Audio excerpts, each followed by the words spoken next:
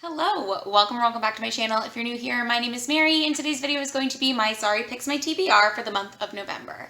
If you're new here, then you might not know, but every single month on this channel, I use the game Sorry to decide what my TBR is going to be. The month of November is going to be a little bit extra just because I am participating in 2 readathons this month. I'm participating in the Zodiac Readathon, which is based on your sun, moon, and rising signs. I'll link all the information to these readathons down below. And the second readathon that I'm participating in, I also participated in last year, which is Nonfiction November. Basically, there's 4 prompts, and the goal of that readathon is to read 4 nonfiction books throughout the month. So, without further ado, let's just get into my first card pull, which will tell me how many books I'm reading this month. Okay, so we're starting over here on Queer Rep, because that is the last place I landed last time. And the first card is a Sorry, so we are already reading one more than whatever card I draw. And 3. So I will be reading 4 books because 3 plus 1 is 4. And the first card draw, move forward 10. Sister pick. So the first card that I pulled was actually a Sorry, which means that I'm already going to be adding 1 additional book on top of the number of cards that I pulled, which was 3. So I will be playing 4 rounds of Sorry this month. At least, unless I get another Sorry card. The first space that I landed on was a sister pick, and my sister Katie actually recommended that I read The Silent Patient by Alex Michaelides, which I got a few months ago, I think, over the summer. This is a mystery thriller that centers around a psychologist who is studying this woman who killed her husband and hasn't said a word since, so she's living in this mental hospital, and he's trying to figure out sort of why she is not speaking and what is going on with her. I've heard really good things about this. I'm a little hesitant for this one just because I did not like The Maidens by Alex Michaelides. I gave it 2 stars. I just wasn't a fan of that one. But I've heard amazing things about this, even from people who also read The Maidens and didn't like it. My mom loved this book. My sister Katie loved this book. I have a copy of it physically, obviously, and I have a copy of it on my Kindle. So I'm really excited to get a hold of this one. Second card, move backwards 4. Paranormal. The next spot that I landed on was a paranormal romance, and I'm so excited that I finally got an excuse to read this series because I've been wanting to read it for a while, and I've been accumulating the books little by little for the past several months, and that is the Sookie Stackhouse series. So I'm going to be reading Dead Until Dark? Yes, I'm going to be reading Dead Until Dark by Charlaine Harris. This is the book series that inspired the television show True Blood, which I never watched. But I heard really good things about this series. My boyfriend's mom likes the books way better than she likes the show. But I am interested to read some of the books and then watch the show and just see how it compares. But yes, I'm really excited to be reading this one. And I didn't notice until just now, but the covers of these 2 look not like totally similar, but they're both like white covers with red accents with like a person's mouth on the cover. So I didn't need to do that, but I'm very excited to be reading that one. Third. Move forward 10 again. A queer book. The next prompt that I landed on was to read a book with Queer Rep, and for this I'm going to be reading the graphic novel Witchy by Ariel Reese. This I don't really know very much about. I know it's a standalone graphic novel, which I love for me. It'll be very quick to get through since this month is going to be a little bit packed and a little bit hectic. But it, I think, follows a young witch learning how to use her powers. I don't, again, know very much about it. I know my library has a copy of it on Hoopla, so I will be reading this one online, and I'm very excited to be reading it. And the last card, move forward 1. And that is to read a YA fantasy. The 4th and final prompt that I landed on for Sorry was to read a young adult fantasy. And for this, drum roll please, I'm finally going to be reading A Court of Thorns and Roses by Sarah J. Maas. I read House of Earth and Blood, and that's the only Sarah J. Maas book I've ever read. I'm not really interested in the Throne of Glass series. I've heard enough about it that I don't think it'll really be up my alley, but my boyfriend's mom loves these books, and she gave me almost all of them for my birthday last year, and I never read them. So I'm finally going to get to it. I'm going to read A Court of Thorns and Roses. I'm pretty sure everyone knows what this is about, probably better than I do, but it follows a girl who is half fae or something, and somehow she gets into the fae world. Something like that. It's a Beauty and the Beast retelling, allegedly. I don't know a ton about this, but I do know that people love it. And I know that I like Sarah J. Maas's storytelling based on my enjoyment of House of Earth and Blood. Although that is more of an urban fantasy, I believe, than this is. But I'm excited to read this nonetheless. I don't know how I'm going to feel about this, but I am hoping that I really like it. And I'm hoping I can power through the rest of the books in that series as well, but I do have a lot on my plate for the month of November, so I'm not promising that. So that was it for my sorry picks, my TBR portion. Now I'm just gonna briefly run through the books that I'm planning on reading for the 2 readathons that I'm participating in, starting with the Zodiac Readathon. So my big 3 may or may not come as a surprise to you. I'm a Scorpio Sun, Scorpio Moon, and Scorpio Rising. Imagine how tired we are. So, all 3 of the prompts that I drew from were the Scorpio ones, obviously. Again, I'm going to link all the information down below because the Roomies Digest can explain it better than I can. They're who I found out about this readathon from. I think they have co-hosts, but I don't know any of them. So that's the video I will link down below. But the Scorpio Sun prompt is to read a graphic novel. So I'm going to be reading Witchy by Ariel Reyes. I don't know how her last name is pronounced for this as well.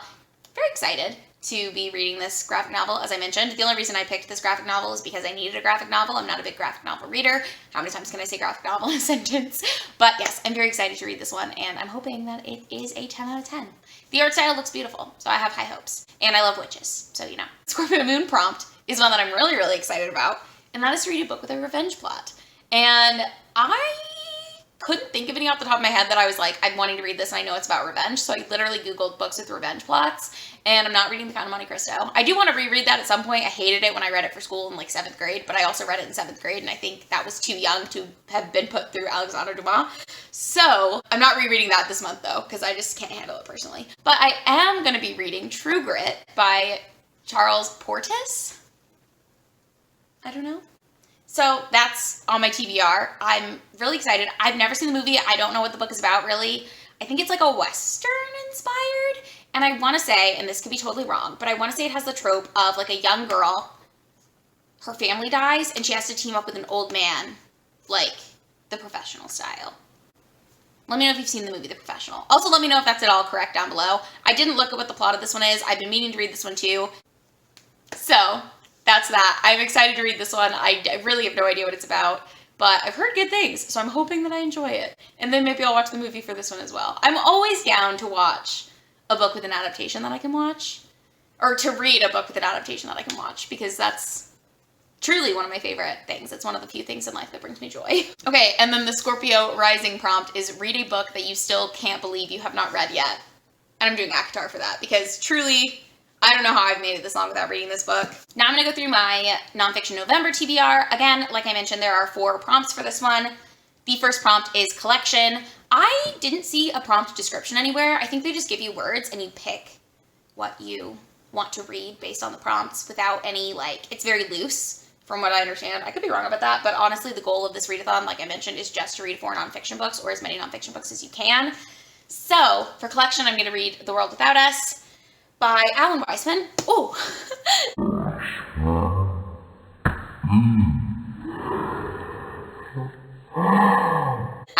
By Alan Weisman, because it is in my collection. I own it.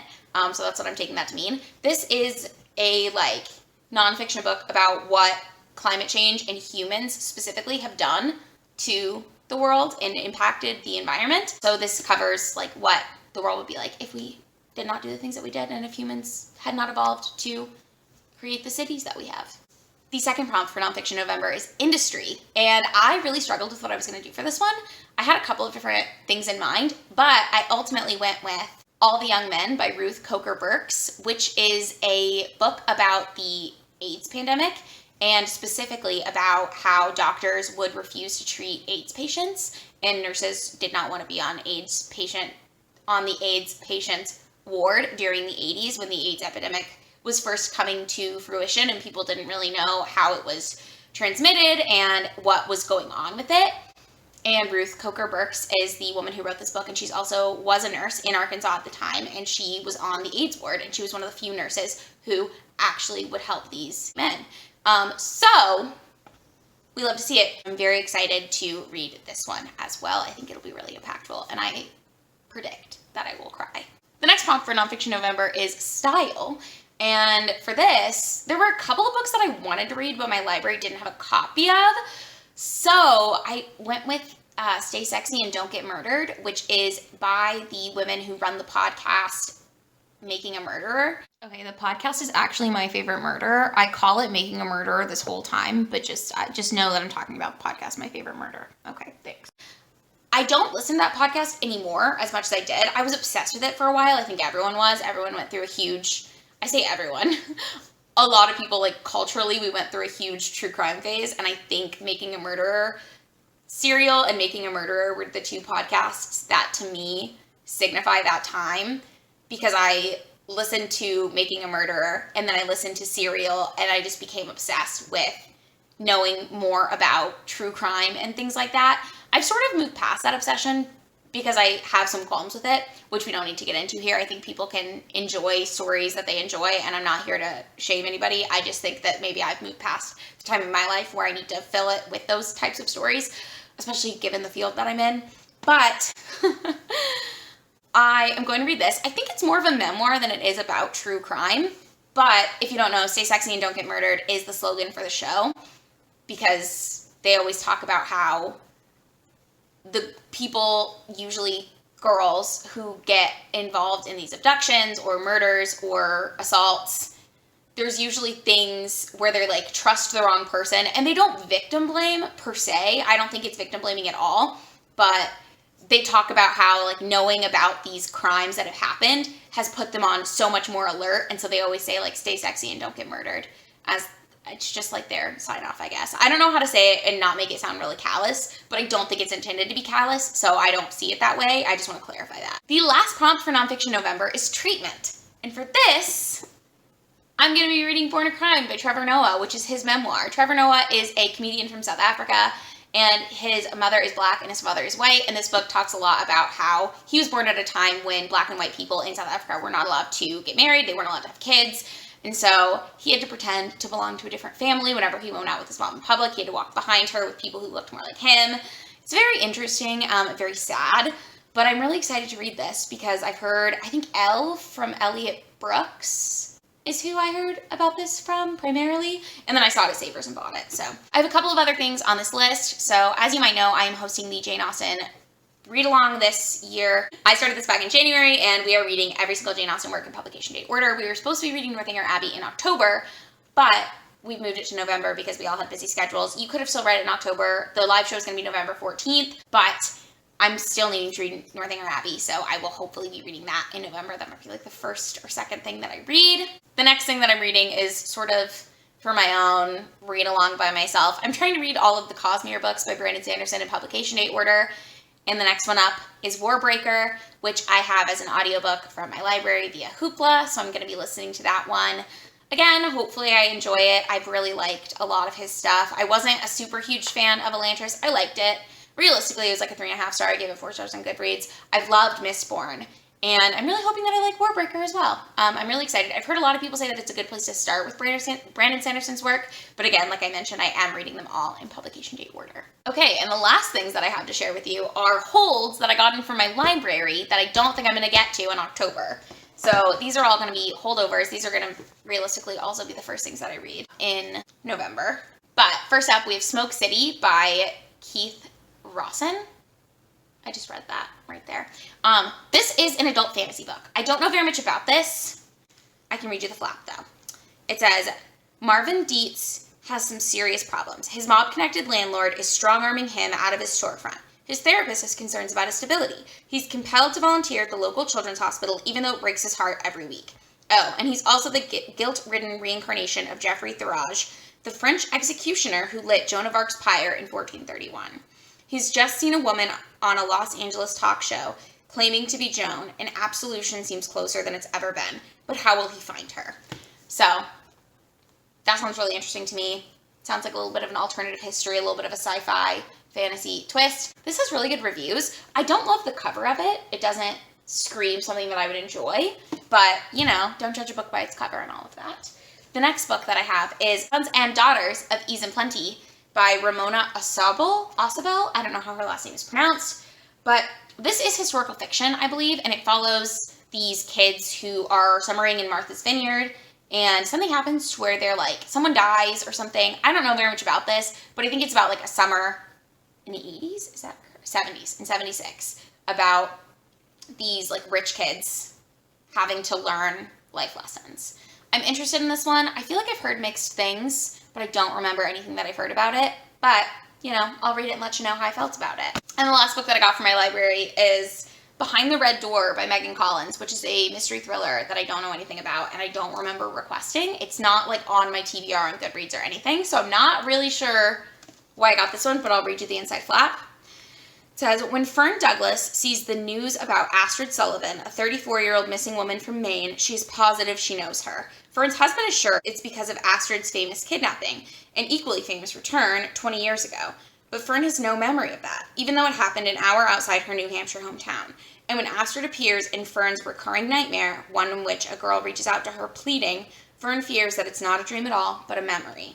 Returning to her childhood home to help her father pack for a move, Fern purchases a copy of Astrid's recently published memoir, a book that the media speculates has provoked her original kidnapper to abduct her again.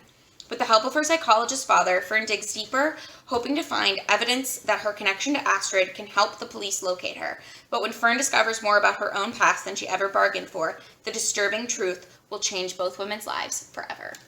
So that sounds really interesting. Again, I don't remember putting that on hold, but nonetheless, I got it, so I'm going to try to read it before my hold goes away. But those are the books that I'm planning on reading this month. I think there are 14 of them. I could be wrong. You let me know if I'm wrong. I'm often wrong. I'm bad at counting.